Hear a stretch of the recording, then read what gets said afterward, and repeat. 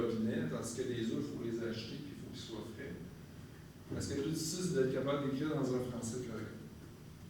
Ça, en 4 ateliers, je ne pourrais pas changer ça si vous ne réussissez pas ça. Si vous avez des difficultés en français, il faut aller à l'accord. C'est possible de vous améliorer beaucoup en très peu de temps. Donc, je vous suggère, si jamais vous avez des difficultés, d'y aller. Le reste sont les différentes étapes. C'est ce que je vais vous présenter dans les 4 prochains cours. On va voir chacune des étapes à suivre. Puis, comme je vous disais, la stratégie et tout ça, pour pouvoir réussir.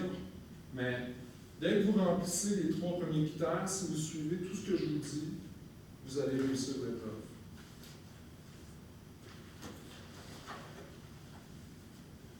Quelle est la première étape? Question.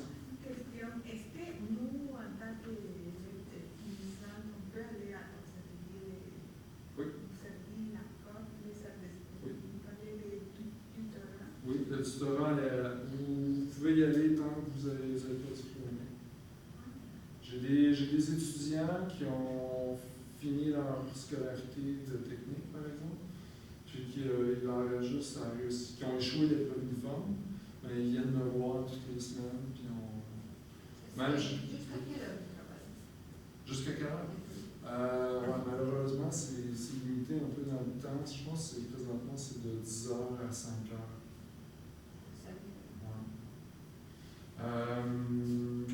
Ouais, comme je vous disais, moi j'ai même des étudiants avec lesquels, parce que c'est possible d'avoir son épreuve uniforme corrigée. Donc j'en ai un avec lequel je travaille son épreuve uniforme corrigée. On voit ces types d'erreurs, puis après ça on en fait d'autres. Est-ce qu'on peut faire cette demande?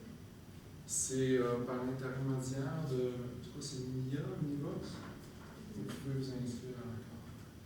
Puis vous allez donner vos disponibilités, puis on va vous demander de rédiger un court texte diagnostic pour voir un peu votre niveau. Okay. C'est tout. Est-ce que c'est possible de le faire maintenant encore ou c'est Oui. pas? Présentement, c'est possible. OK. Je vais même des places disponibles. Oui, ça sera plus facile avec vous peut-être de... Ah non, il faut vraiment passer par le système. OK. Je peux pas, non. Quelle est la première étape selon vous quand il vient le temps de réaliser le plan uniforme? La première chose à faire. Lire le texte. Lire le texte. Lire la question. Lire la question, c'est déjà. Ouais. Les deux peuvent se faire quand même, mais c'est. Ouais. Une autre idée? Choisir le sujet. C'est encore plus proche. C'est encore plus proche. Première étape, c'est de se connaître. Puis c'est ce qu'on va commencer à faire dès aujourd'hui. Peut-être vous connaissez déjà. Pourquoi se connaître? Ben oui, c'est pour choisir la question. Ça, vous pouvez peut-être prendre ça en note. Pas tout ça, mais l'épreuve uniforme, on va vous offrir 3 questions. Vous aurez le choix entre 3 questions. Choisissez une question parmi 3. Dans ces 3 questions-là, pour chacune de ces 3 questions-là, il va y avoir soit 1 ou 2 textes à analyser. C'est là où ça se corse, c'est dans les épreuves uniformes, il y a toujours différents types de textes, il y a différents genres. Donc, parmi les questions, il va toujours avoir un texte de poésie, à quelque part. Il va toujours avoir un texte, presque toujours de théâtre, toujours un extrait de roman. Parfois, il va y avoir un extrait d'essai. Il va toujours avoir de la littérature québécoise et de la littérature française. Puis il va toujours y avoir de la littérature contemporaine et de la littérature dite ancienne. Donc, la poésie, ça peut être pratique pour certaines personnes parce que c'est court à lire. On voit tout pas mal rapidement. Mais c'est assez ambigu. C'est la caractéristique même de la poésie, c'est d'être ambigu. Donc, pour certaines personnes, ça ne sera pas un bon choix. Le théâtre, c'est intéressant parce que c'est dynamique, c'est des personnages qui se répondent, mais il y a moins de description. Le roman, lui, il est plus long.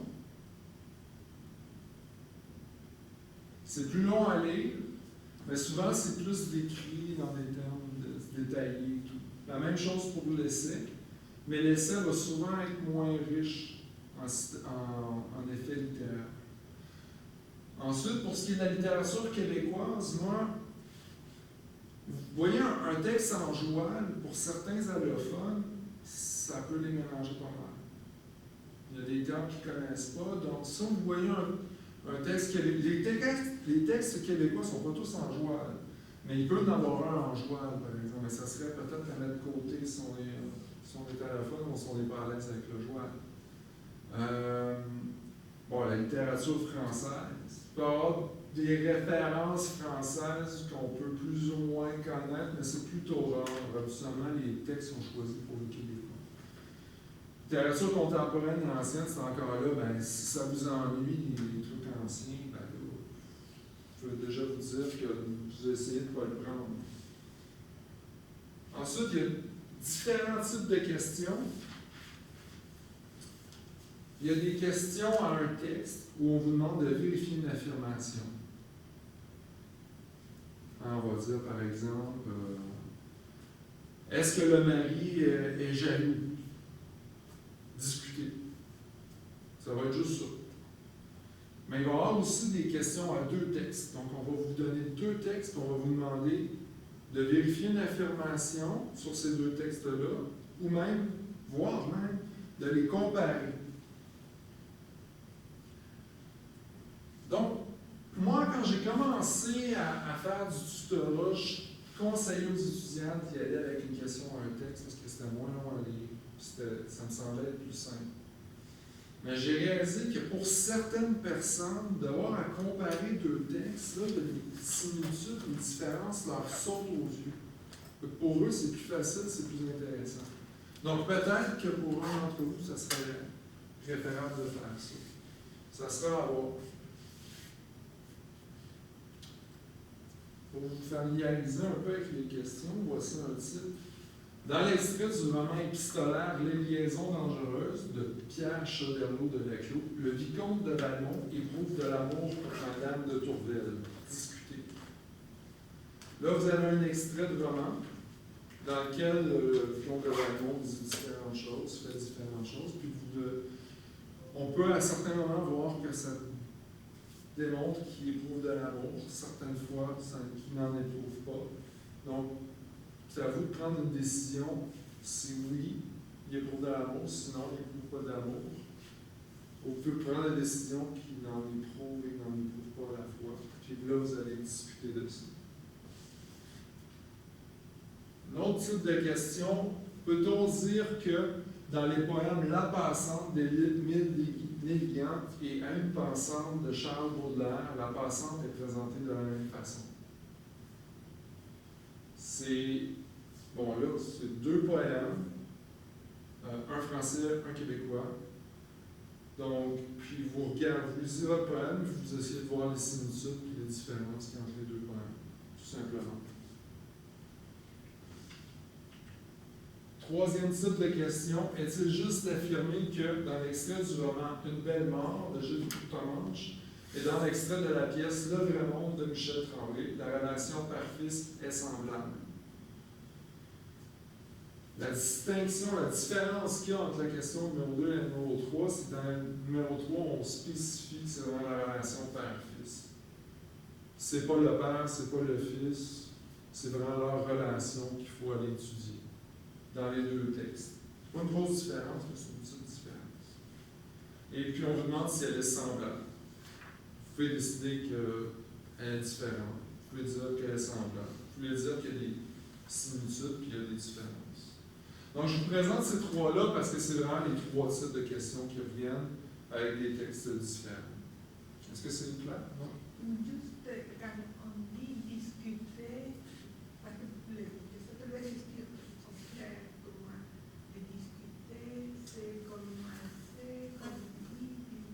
C'est à peu près la même chose que les autres, dans le fond, c'est on peut-on dire.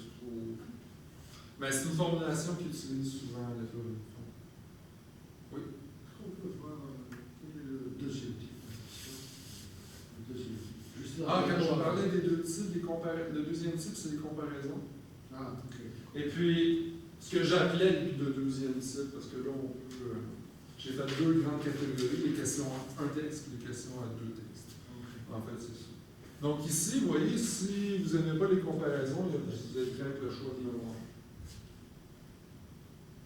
Mais si vous savez déjà que vous aimez le roman, puis que vous ne voulez pas lire deux textes, vous n'aimez même pas la comparaison, ben vous voyez ça, ben tout de suite, vous pouvez choisir le numéro 1, puis commencer la lecture du numéro 1, en espérant que ça vous plaise. Parce qu'à ce moment-là, c'est sûr que si ça ne vous plaît pas, là, ça peut être stressant de trouver un autre sujet. Mais vous voyez, si vous connaissez, ensuite vous lisez la question, déjà, vous n'allez pas aller tous les sujets. Vous pouvez en choisir un tout de suite. Vous pouvez parler tout de suite à oui. Oui, mais le temps de 4h30. Des fois, quand on prend un seul texte, c'est plus facile de que des arguments. Tandis que deux textes, c'est long, et c'est plus facile de C'est plus long, il y a plus de textes, évidemment. Mais j'espère bien qu'à la fin de l'atelier, je vous aurai aborder n'importe quel texte, n'importe quel type de question. Je vais vous annoncer aussi, peut-être vous êtes déjà au courant, qu'il y a une simulation à l'épreuve uniforme qui est prévue.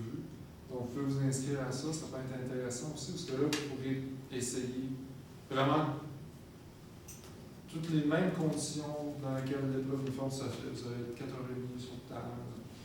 Et puis à ce moment-là, vous pouvez choisir un type de question puis voir qu'est-ce que ça donne. En plus, moi je vais vous dire, j'ai des étudiants en tutorat avec lesquels on fait des épreuves uniformes. Puis on essaie, ils peuvent en faire une, puis en faire un autre type après pour voir comment. Parce que des fois, on pense que deux textes pour moi, c'est pas bon. Puis finalement, on peut l'essayer puis voir que finalement, j'aime pas ça. Donc, en tutorat, moi, je peux aider les étudiants à ce niveau-là. C'est bon? La deuxième étape, c'est de connaître l'œuvre. On aborde la deuxième étape maintenant. C'est ça qu'on va faire aujourd'hui. Ça, c'est l'étiquette d'évaluation de l'épreuve uniforme. Quand vous allez avoir votre cahier d'étudiant, ça va être en haut de la première page. C'est là-dedans qu'on évalue votre dissertation critique. Les trois premières colonnes sont liées au critère 1 que vous avez dans votre organigramme, donc qui est la compréhension et la qualité de l'argumentation. Les colonnes 4 et 5, c'est pour la structure du texte.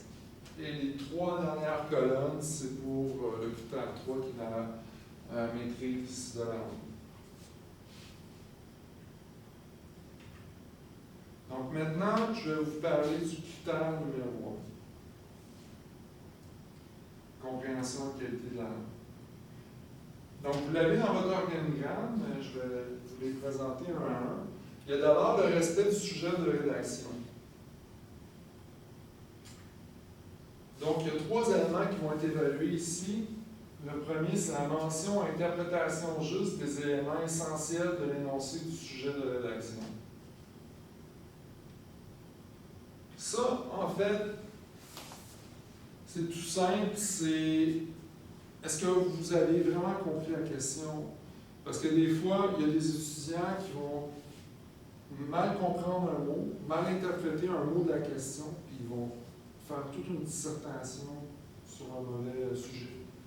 Donc, c'est le premier élément. Absolument, quand on manque celui-là, on manque le reste. Développement approprié et cohérent de chaque élément de l'énoncé du sujet de rédaction. Ça, c'est lié, par exemple, à si dans la question, on vous demande de comparer, de traiter de deux personnages.